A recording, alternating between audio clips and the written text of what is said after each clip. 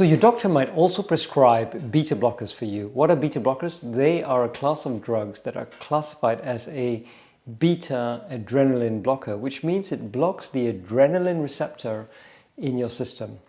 Typically what that does is it brings down a sense of calm, it lowers your heart rate and can lower your blood pressure. So the doctor that's prescribing this for you needs to be very aware of your heart rate and blood pressure profile. Now, if you're prescribed a beta blocker, some common names or beta blocker types that you may be prescribed include bisoprolol, propranolol, metoprolol, and the doses that will come with this are going to be according to the type of beta blocker that you are prescribed. Now, beta blockers may give you a side effect profile, and the most typical side effect is lightheadedness and dizziness. And that's because beta blockers can also lower your blood pressure somewhat.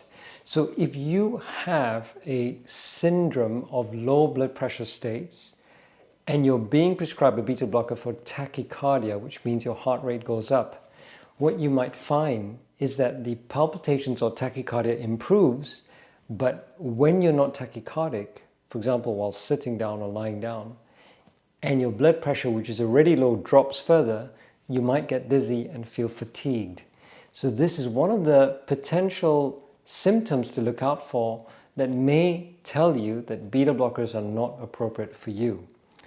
Now, beta blockers can also cause a phenomenon called Raynaud's, where you get cold peripheries either in your fingers or your toes. But usually beta blockers are very safe.